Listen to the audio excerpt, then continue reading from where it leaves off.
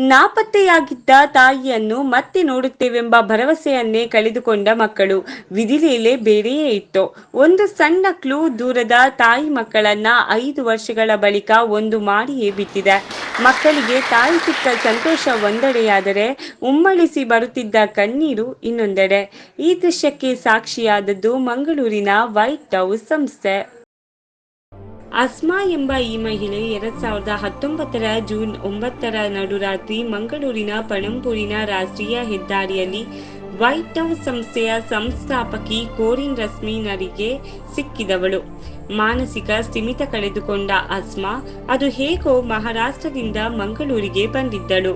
ಹೀಗೆ ಬಿಟ್ಟರೆ, ಬೀದಿ ಕಾಮುಕರ ಕೈಗೆ ಸಿಕ್ಕರೆ ಖಂಡಿತ ನಲುಗಿ ಹೋಗುತ್ತಾಳೆಂದು ಕೋರಿನ್ ರಸ್ಮಿನಾ ಆಕೆಯನ್ನ ರಕ್ಷಿಸಿ ನಿರ್ಗತಿಕರ ಆಶ್ರಯ ತಾಣ ವೈಟ್ ಹೌಸ್ಗೆ ಕರೆತರುತ್ತಾರೆ.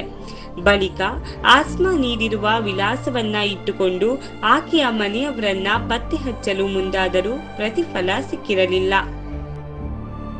ಮೇ 2019 ಅವಳು ಕಾಣೆ ಆಗಿದ್ಲು. ಅವರು ಹುಡುಕಿ ಕಂಪ್ಲೇಂಟ್ ಕೊಟ್ಟು ಏನಾಗಲಿಲ್ಲ. ಮತ್ತು ಕೋವಿಡ್ ಬಂತು. ಕೋವಿಡಲ್ಲಿ 100% ಅವರಿಗೆ ಸಿಕ್ಕುವುದಿಲ್ಲ ಎಂದು ಅವರು ಆಶಾ ಬಿಟ್ಟಿದ್ದರು. ಮಕ್ಕಳು, ಚಿಕ್ಕ ಮಕ್ಕಳು ಅಳ್ತಿದ್ರು, ತಾಯಿ ಬೇಕೊಂದು. ಬಂಬ್ರೆ, ಅದು ತಾನೆಯಲ್ಲಿ ಹೇಳ್ತಾರೆ. ತಾಯಿದು ಮನೆ ಬೈಕಲ್ಲ, ಡಾಕ್ಯಾರ್ಡಲ್ಲಿ. ಅವಳು ಅಲ್ಲಿ ಹೋಗೋದು ಇಲ್ಲಿ ಬರೋದು, ಅಲ್ಲಿ ಹೋಗೋದು ಇಲ್ಲಿ ಬರೋದು, ಸ್ವಲ್ಪ ಮೆಂಟಲಿ ಡಿಸ್ಟರ್ಬ್ ಆಗಿದ್ಲು. ಹಾಗೇ ಏನಾಯ್ತಂದರೆ, ಒಂದಿನ ಅವ್ರ ತಾಯಿ ಮನೆಗೆ ಹೋಗುವಾಗ ಅವರ ತಾಯಿದು ಮನೆ ಅದು ಬಿಲ್ಡಿಂಗ್ ಕೆಳಗೆ ಹಾಕಿ ಅವರು ಒಂದು 15 ಮಿನಿಟ್ಸಿಂದ ಅಲ್ಲಿಂದ ಇನ್ನೊಂದು ಕಡೆ ಶಿಫ್ಟ್ ಆಗಿದ್ದಾರೆ. ಅದು ಒಂದು. ಇನ್ನೊಂದು, ದಾದರಲ್ಲಿ ಅವಳು ಟ್ರೈನ್ ತೆಗೆಯೋದು. ಅಲ್ಲಿ ಲೋಕಲ್ ಟ್ರೈನ್ ಬರ್ತದೆ, ಬೇರೆ ಹೊರಗಿದ್ದು ಟ್ರೈನ್ ಬರ್ತದೆ. ಅವಳು ಯಾವ ಟ್ರೈನಲ್ಲಿ ಹತ್ತಿದ್ದೆ ಅವಳಿಗೆ ಗೊತ್ತು. ಹಾಗೆ ಮಿಸ್ ಆಗಿದ್ದಾಳೆ. ಅವರು ನೆನೆಸ್ತಾರೆ ತಾಯಿ ಮನೆಯಲ್ಲಿದ್ದಾರೆ. ತಾಯಿ ಮನೆಯವರು ನೆನೆಸಿದ್ದು ಫಸ್ಟ್ ಗಂಡ ಮನೆಯಲ್ಲಿದ್ದಾಳೆ. ಮತ್ತೆ ನೋಡುವಾಗ 2 ಮನೆಯಲ್ಲಿ ಸಹ ಆಸ್ಮಾ ಇಲ್ಲ. ಇತ್ತೀಚೆಗೆ ಮುಂಬೈನ ಬೈಕಲಾದ ತವರು ಮನೆಯ ವಿಳಾಸ ಕೊಡುತ್ತಾಳೆ ಅಸ್ಮಾ. ಆ ವಿಳಾಸದ ಜಾಡು ಹಿಡಿದು ಬೈಕಲಾ ಪೊಲೀಸ್ ಠಾಣೆಗೆ ಸಂಪರ್ಕಿಸಿದ ವೈಟ್ ಹೌಸ್ ಸಂಸ್ಥೆಗೆ ಅಸ್ಮಾ ಮನೆಯವರು ಸಂಪರ್ಕಕ್ಕೆ ಸಿಗುತ್ತಾರೆ. ತಕ್ಷಣ ಫ್ಲೈಟ್ ಹತ್ತಿರ ಬಂದ ಅಸ್ಮಾ ಮನೆಯವರು ಆಕೆಯನ್ನ ತಮ್ಮೊಂದಿಗೆ ಕರೆದೊಯ್ದಿದ್ದಾರೆ. ನಾನು ಹೇಳಿದೆ, ಎಲ್ಲಿಂದ ಬಂದಿದ್ದೆ? ಮಹಾರಾಷ್ಟ್ರದಿಂದ ನಡ್ಕೊಂಡು ಬಂದಿದ್ದೇನೆ ಅಂತ ಹೇಳಿದ್ದೇನೆ. ಮತ್ತು ನಾವು ಹುಡುಕ್ಲಿಕ್ಕೆ ನೋಡಿದ್ದೇವೆ. ಅವಳು ಎಂಥ ಅಡ್ರೆಸ್ ಹೇಳ್ತಾಳೆ, ನಮಗೆ ಅದು ಸಿಕ್ಕುವುದಿಲ್ಲ. ಮತ್ತು ಒಂದು ಸತಿ ದುಬೈದು ಒಂದು ನಂಬರ್ ಕೊಟ್ಟರು, ಅದು ನಂಬರ್ ಕ್ಲಿಕ್ ಆಗೋದಿಲ್ಲ. 6 ಮಕ್ಕಳು ಇಷ್ಟೇ ಹೇಳ್ತಿದ್ಲು. 6 ಮಕ್ಕಳು ಇದ್ದಾರೆ, ನನ್ನ ಗಂಡ ನನಗೆ ಎಲ್ಲಿ ಬಿಟ್ಟರು ಅಂತ ಹೇಳ್ತಾಳೆ ಅಷ್ಟೇ. ಮತ್ತು ಮೊನ್ನೆ ನಾವು 2 ಜನ ಕಳಿಸಿದ್ದೇವೆ. ಒಂದು ಮೌಸಿಮಂದು 15 ವರ್ಷ ನಂತರ, ಮತ್ತು ಇನ್ನೊಬ್ಬಳು ಫರ್ಜಾನ 14 ವರ್ಷ ನಂತರ ಅವರ ಮನೆ ಸಿಕ್ಕಿದ್ದು. ಹಾಗೆ ನಾವು ನೀವು ಮೀಡಿಯಾದವರು ಬಂದು ಹಾಗೆ ರಿಪೋರ್ಟ್ ಮಾಡುವಾಗ ಅವರಿಗೆಲ್ಲ ಒಂದು ಆಶೆ ಬರ್ತದೆ, ನನಗೆ ಸಹ ಮನೆ ಸಿಕ್ಕಬಹುದು ಎಂದು.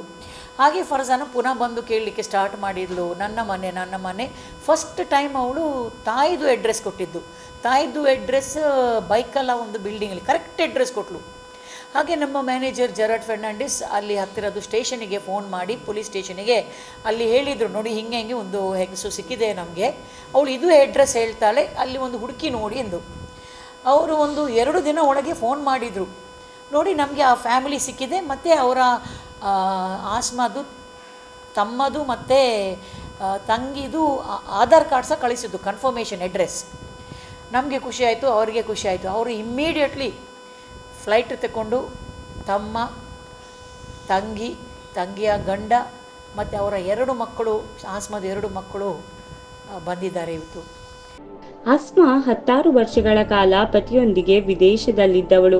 ಬಳಿಕ ಮುಂಬೈನ ಥಾಣೆಗೆ ಮಂಬ್ರಿಲ್ನ ಪತಿ ಮನೆಯಲ್ಲಿದ್ದಳು. ಈ ನಡುವೆ ಮಾನಸಿಕವಾಗಿ ಅಸ್ವಸ್ಥಳಾಗಿದ್ದ ಅಸ್ಮಾ ಪತಿ ಮನೆಯಿಂದ ತಾಯಿ ಮನೆ ನಡುವೆ ರೈಲಿನಲ್ಲಿ ಓಡಾಟ ಮಾಡುತ್ತಿದ್ದವಳು. 2019 ಮೇಯಲ್ಲಿ ಅದು ಹೇಗೋ ಮನೆಯಿಂದ ನಾಪತ್ತೆಯಾಗಿದ್ದಾಳೆ. ಇದೀಗ 5 ವರ್ಷಗಳ ಬಳಿಕ ಅಸ್ಮಾ ಮನೆಗೆ ಹೋಗಿದ್ದಾಳೆ. ಇನ್ನಾದರೂ ಆಕೆಯ ಬಾಳು ಹಸನಾಗಲಿ ಎಂಬುದೇ ನಮ್ಮ ಆಶಯ. ಅವಳು 10 ವರ್ಷ ಗಂಡ ಒಟ್ಟಿಗೆ ದುಬೈ ಇದ್ಲು. ಹಾಗೆ ನಮಗೆ ದುಬೈ ನಂಬರ್ ಸಹ ಕೊಟ್ಟಿದ್ದು, ಅವರು ದುಬೈ ಬಿಟ್ಟು ಬಂದಿದ್ದಾರೆ. ಅದಕ್ಕೆ ಅದು ಸಹ ಕ್ಲಿಕ್ ಆಗಲಿಲ್ಲ. ವೆಲ್ ಟು ಡೂ ಕುಟುಂಬ ಅವರು. ನಮಗೆ ಈಗ ಸಂತೋಷ, ಅವರಿಗೆ ಸಂತೋಷ, ಒಳ್ಳೆಯಾಗಿ ಇರಲಿ. ಇನ್ನು ಮನೆ ಬಿಟ್ಟು ಈ ಕಡೆ ಆ ಕಡೆ ಹೋಗೋದು ಬೇಡ ಅಂದರೆ ನಾನು ಹೇಳಿದ್ದೇನೆ. ಅವರ ತಂಗಿ ಸಹ ಹೇಳಿದರು ನನಗೆ ಸ್ವಲ್ಪ ಅಡ್ವೈಸ್ ಕೊಡಿ.